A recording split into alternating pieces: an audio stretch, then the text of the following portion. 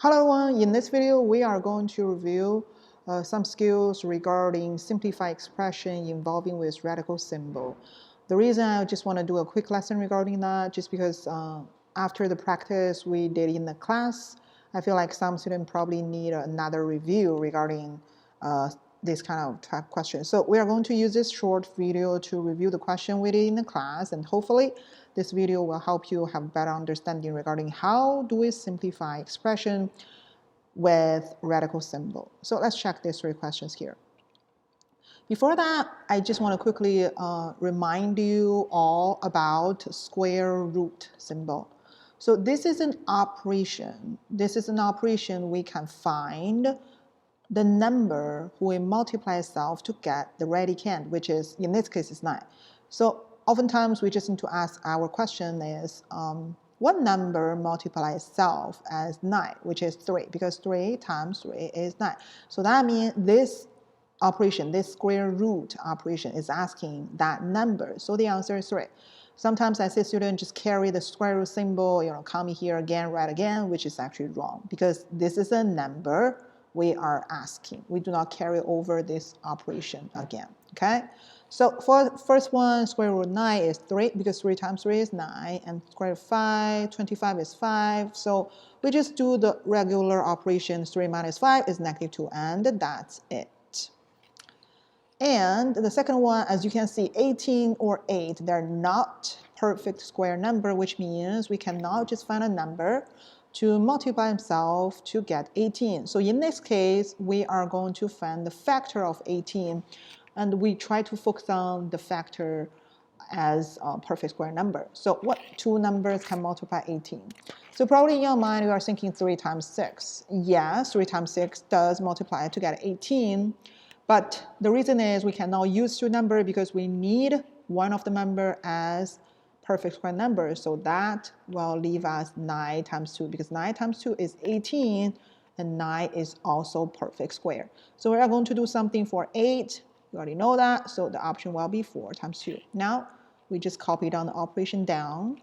So when we do that, now we can separate this as square root of 9 to square root of 2. Same thing here, square root of 4 and square root of 2. And square root of 9, which is 3, because 3 times 3 is 9, and we just copy down 2 here, square root of 2 here, because there's nothing we can do. And then square root of 4, which is 2. And we just copy down. Just keep in mind the reason we got a 2, because square root of 4 is 2. So now we just combine like terms. Some student might say, does it radical 2 minus square root of 2 is gone? No. This is like 3x minus 4x, or minus 2x, sorry for that. 3 minus 2 is 1. So it's like an invisible 1 here. We can always, write this as x. So we do the same thing. 3 minus 2 is 1. So it's like a 1 square root of 2. But we do not write like this way. We keep this like this way. So the final answer is square root of 2. Okay, last question. Before that, just keep in mind, when you see the number 2, the square root symbol here, their operation between them is actually multiplication. But oftentimes we just save this dot. So we just write 3, radical 3, but it's actually multiplication. So for this, radical square root of 3, nothing we can do about it. So we just, copy it down. And next, square root of 12, we do have factor for 12, which is perfect square number. So this is what I'm going to do. I'm going to copy 4 down, but square root of 12, I'm going to simplify this as 4 times 3. And then I just, continue copy down the part, which is nothing to do. We just copied it down. But for this, I'm going to copy 4 down here. But this one, I'm going to separate as 4 and 3. Again, this is subtraction, so let's keep in mind here. We continue to copy whatever we have here. And we finish the operation here. So square root of 4 is 2. Do not forget, you copy down 4 here. Square root of 4 is 2 because 2 times 2 is 4. And then we copy down square root of 3. Still keep that in mind. This is multiplication between this number. So 4 times 2 is 8 times square root of 3. But we still have here, so 3 radical 3, I just copied it down. Now we just need to do the subtraction. Very similar to the one we did before. We keep square root of 3. and we put 3 minus 8, which is negative 5. So that's it. Some students might say, can we put a square root in front of number 5, which is fine because it's not really the difference here because they're multiplication. However, generally speaking, we always put a number in front of square symbol because that looks like more like making sense here. So that's the answer.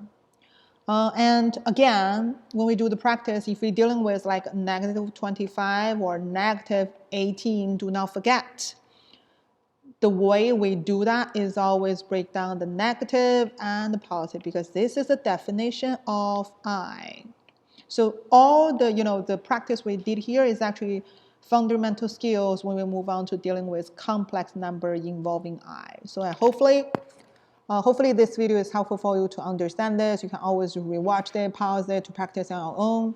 Thank you so much for watching. See you soon, everyone.